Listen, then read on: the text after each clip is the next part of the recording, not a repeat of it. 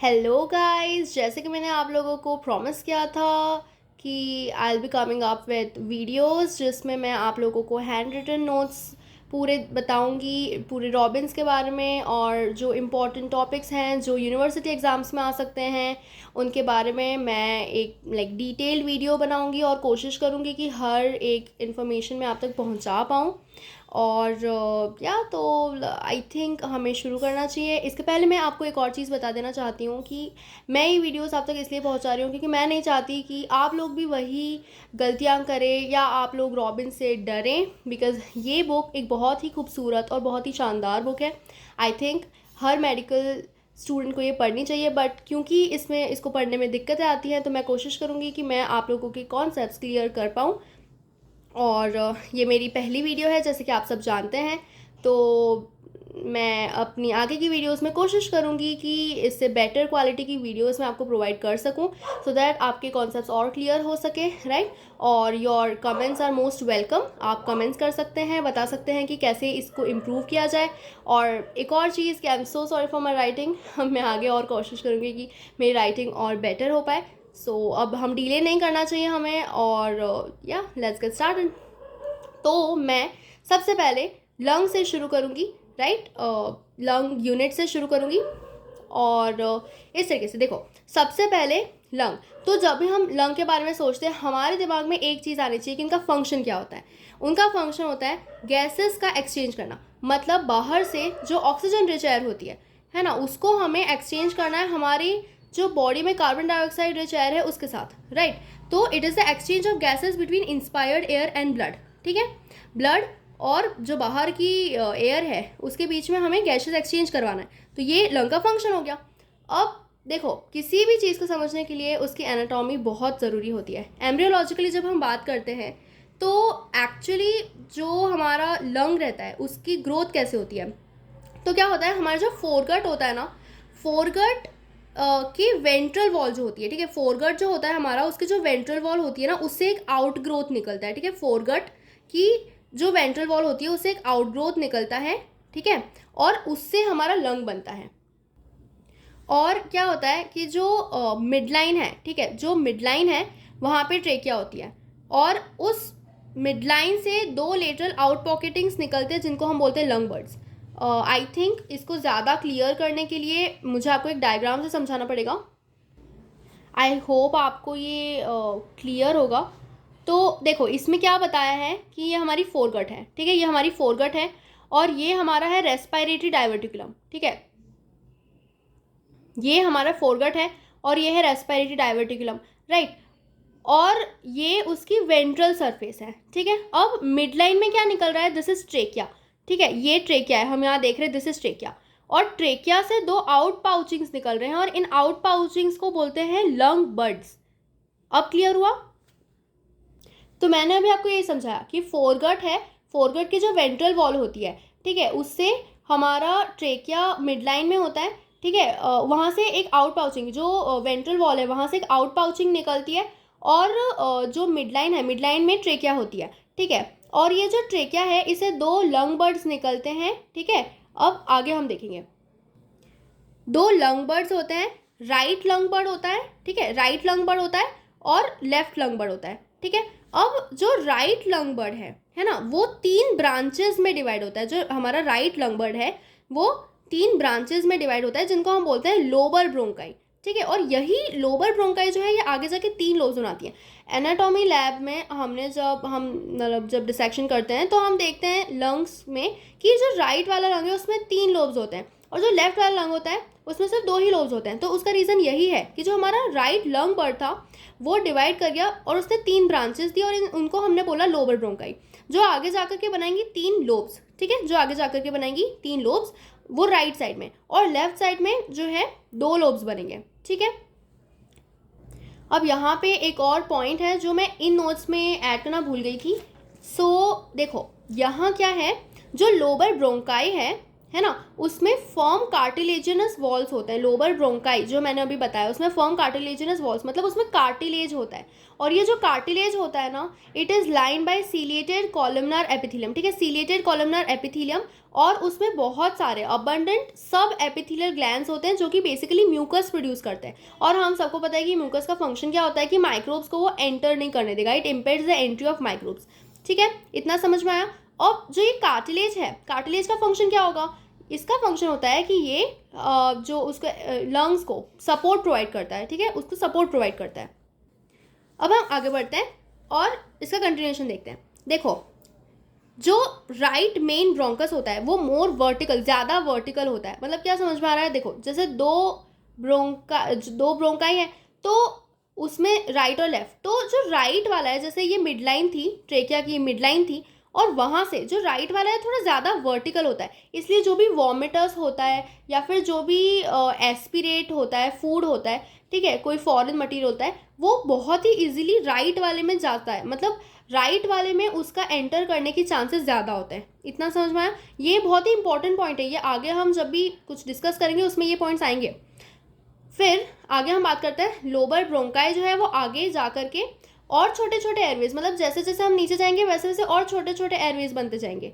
ठीक है, अब इनके बारे में स्पेशल बात ये है कि इनकी ना डबल ब्लड सप्लाई होती है, मतलब दो ब्लड सप्लाई होती है, एक पल्मोनरी आर्टरी भी उनको सप्लाई करती है और एक ब्रोंकियल आर्टरी भी उनको सप्लाई करती है। ठीक है, उसके बाद हमने देखा जो लोबर ब्रोंकाई है, ठीक है, वो आगे जा करके क्या बनाएगी, ब्रोंक्यूल्स बनाएगी। अब ब्रोंक्यूल्स में क्या होता है ना, ये इंपॉर्टेंट पॉइंट है कि यहाँ पे कार्टिलेज एब्सेंट होता है और सबम्यूकोसल ग्लैंड्स भी एब्सेंट होते हैं।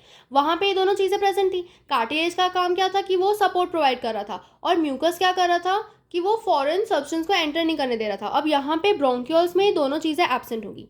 ठीक है, अब हम आएंगे नेक्स्ट पॉइंट पे। ब्रोंक्यूल्स के बाद आते हैं हमारे टर्मिनल ब्रोंक्यूल्स। क्या आते हैं हमारे टर्मिनल ब्रोंक्यूल्स। ठीक है, अब टर्मिनल ब्रोंक्यूल्स जो होते हैं ना, उनका डायमीटर जो होता है ना वो लेस देन 2 मिलीमीटर होता है। ठीक है, उनका डायमीटर 2 मिलीमीटर से कम होता है टर्मिनल ब्रोंक्यूल। अब टर्मिनल ब्रोंक्यूल के बाद क्या आता है, एसाइनस आता है। ठीक है, या मतलब ऐसे अपन को याद रहता है कि टर्मिनल ब्रोंक्यूल के बाद रेस्पिरेटरी ब्रोंक्यूल होता है, बट हम ज़्यादा ब्रॉड वे में बात करने जाएं तो टर्मिनल ब्रोंक्यूल के बाद एक एसाइनस होता है, और एसाइनस एक यूनिट होती है जिसमें ये तीन चीज़ें होती हैं। रेस्पिरेटरी ब्रोंक्यूल्स होते हैं, एल्वियोलर डक्ट्स होती है, और एल्वियोलर सैक होते हैं। ठीक है, इस पूरी यूनिट को हम बोलते हैं एसाइनस। ठीक है, क्या क्या होता है, रेस्पिरेटरी ब्रोंक्यूल, एल्वियोलर डक्ट्स और एल्वियोलर सैक। और इस एसाइनस में पूरे में एल्वियोलाई प्रेजेंट होती है, और हमें पता है कि जो गैसेस एक्सचेंज होता है वो एल्वियोलाई के थ्रू ही होता है। ठीक है, तो alveoli are the site of gas exchange, है ना, तो मतलब एसाइनस में गैस एक्सचेंज होगा। टर्मिनल ब्रोंक्यूल के लेवल तक कोई गैस एक्सचेंज नहीं होगा क्योंकि यहाँ पे एल्वियोलाई एब्सेंट होती हैं। ठीक है, इसके अलावा जो एसाइनस है उसकी हम बात करते हैं तो ये स्फेरिकल होता है। ठीक है, और इसका जो डायमीटर होता है वो 7 मिलीमीटर के अप्रॉक्स होता है। ठीक है, उसके बाद एक और पॉइंट है कि जो टर्मिनल ब्रोंक्यूल हमने बात की एसाइनस के पहले वाले, उसको जब हम लाइक 3 to 5 टर्मिनल ब्रोंक्यूल्स को हम ऐसे यूनिट बात करते हैं तो हम उसको बोलते हैं पल्मोनरी लोब्यूल। ये एक बस ऐसे ही पॉइंट याद रखने के लिए। इसके अलावा अब हम लाइनिंग की बात करते हैं तो जो वोकल कॉर्ड्स है ना, सिर्फ वही लाइन है स्ट्रेटिफाइड स्क्वैमस एपिथेलियम में। बाकी पूरा respiratory tree is line by pseudo stratified tall columnar ciliated epithelium. देखो, सीलिएटेड एपिथेलियल सेल्स तो हमें पता है कि रेस्पिरेटरी जो ट्री होता है it is line bye ciliated epithelium, है ना। और कैसे टॉल कॉलमनार सेल्स होते हैं ना, टॉल कॉलमनार सेल्स होते हैं। और स्यूडो स्ट्रेटिफाइड मतलब हमें लगता है कि वो मल्टीपल सेल्स की लेयर्स हैं, बट एक्चुअली वो मल्टीपल सेल की लेयर नहीं होती है, वो सिंगल सेल लेयर होती है जिसमें न्यूक्लियस ऊपर नीचे होते हैं। तो हमें लगता है कि it is stratified, but actually it is pseudo stratified tall columnar ciliated epithelial cells. तो ये लाइनिंग हमारे पूरे रेस्पिरेटरी ट्री में होती है, ये याद रहेगा। उसके बाद हम बात करते हैं ब्रोंकियल म्यूकोसा की।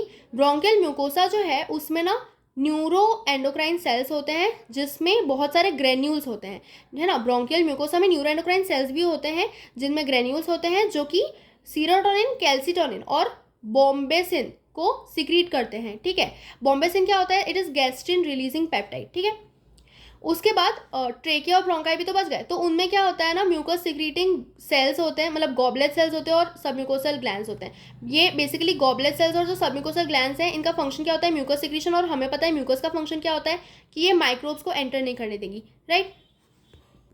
अब नेक्स्ट हम बात करेंगे एल्वियोलर वॉल के बारे में। ठीक है, एल्वियोलर वॉल जो है इसको समझाने के लिए मैं एक डायग्राम की हेल्प लूँगी, तो उससे कॉन्सेप्ट ज़्यादा क्लियर होंगे, राइट। बट एनीवेज देखो, इसमें ये लिखा है कि कैपिलरी एंडोथीलियम होता है जो एनास्टोमोसिंग कैपिलरीज होती है ना, और बेसमेंट मेम्ब्रेन होती है, और इंटरस्टिशियल टिश्यू भी देखेंगे हम डायग्राम के अंदर, ठीक है। और एल्वियोलर एपिथेलियम देखेंगे जिसमें 2 टाइप के न्यूमोसाइट्स होते हैं, टाइप 1 और टाइप 2 न्यूमोसाइट्स, और एल्वियोलर मैक्रोफेजेस देखेंगे। देखो, और हम बाद में पोर्स ऑफ कोहन देखेंगे। अब बेसिकली मैं इसको एक डायग्राम से समझाऊंगी। आई होप आपको ये डायग्राम क्लियर है। तो इसमें हमें क्या दिख रहा है, देखो सबसे पहले हमारी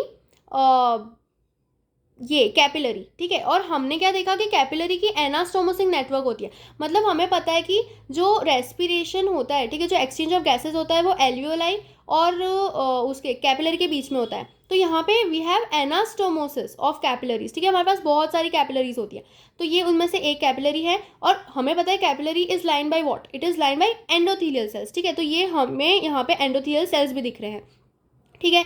और फिर ये हमें यहाँ पे क्या दिख रहा है, दिस इज एल्वियोलाई, ठीक है। ये क्या है, ये एक एल्वियोलाई है, और it is line bye epithelial cells, ठीक है। अब ये एपिथेलियल सेल्स जो है ना, वो 2 टाइप के होते हैं, है ना। हमारे टाइप 1 न्यूमोसाइट्स होते हैं और टाइप 2 न्यूमोसाइट्स होते हैं, ठीक है। टाइप 1 न्यूमोसाइट्स होते हैं और टाइप 2 न्यूमोसाइट्स होते हैं। जो हमारे टाइप 1 न्यूमोसाइट्स हैं वो मेजॉरिटी में होते हैं, मतलब वो 95% होते हैं। जो हमारे टाइप 2 न्यूमोसाइट्स हैं वो माइनॉरिटी होते हैं, ठीक है। बट जो सर्फेक्टेंट है, हम सर्फेक्टेंट के बारे में मतलब फर्स्ट ईयर से पढ़ के आते हैं फिजियो में, कि जो सर्फेक्टेंट होता है वो बेसिकली सरफेस टेंशन कम करता है, ठीक है।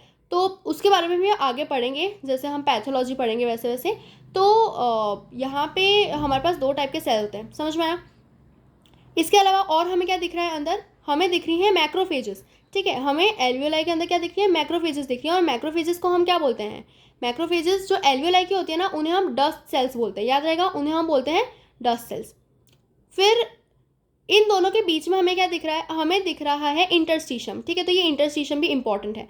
इसके अलावा देखो एक और चीज़ है, ये जो है पर्पल कलर की लाइनिंग दिख रही है, ये जो लाइनिंग है ये एक्चुअली बेसमेंट मेम्ब्रेन है, ठीक है। तो हमें क्या दिख रहा है, देखो कैपिलरी है, ये उसकी लाइनिंग है एंडोथेलियल सेल से, ये इंटरस्टिशियम है, ठीक है। यहाँ पे हमें कुछ सेल्स दिख रहे हैं। फिर यहाँ पे एल्वियोलाई शुरू हो गया है, और वहाँ पे बेसमेंट मेम्ब्रेन है। बेसमेंट मेम्ब्रेन के अंदर हम जाते हैं तो वी हैव एपिथेलियल सेल्स, ठीक है। तो इसमें टाइप 1 और टाइप 2 न्यूमोसाइट्स हैं। इसके और अंदर जाते हैं तो हमें मिलती हैं मैक्रोफेजेस, जिनको हम बोलते हैं डस्ट सेल्स, ठीक है।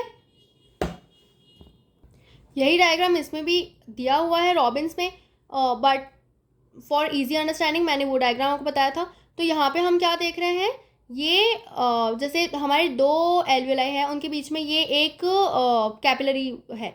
तो ये हमारी कैपिलरी है ना, इसका ल्यूमेन है, it is line by endothelial cell, ठीक है। उसके अंदर हाँ, और फिर हमें ये आरबीसी दिख रही है उसके अंदर, ठीक है। उसके बाद यहाँ पे इंटरस्टिशियम है, और इंटरस्टिशियम के उस पार है हमारी एल्वियोलाई। तो alveoli is line bye pneumocytes, type 1 pneumocyte यहाँ हमें दिख रही है, ठीक है। तो इस डायग्राम से ये समझ में आता है। रॉबिन्स के डायग्राम बहुत इंपॉर्टेंट है, सारे डायग्राम्स कोशिश करना कि तुम लोगों को एग्जाम तक याद हो। फाइनल कॉम्पिटिटिव एग्जाम में भी रॉबिन्स के diagram are very important. Next हम बात करेंगे पोर्स ऑफ कोहन की। तो बेसिकली जो एल्वियोलर वॉल्स होती है ना, they are perforated by numerous pores of Kohn, ठीक है, and they permit passage of bacteria and exudate between adjacent alveoli, ठीक है। मतलब देखो, इसको भी मैं डायग्राम से समझाने की कोशिश करूंगी।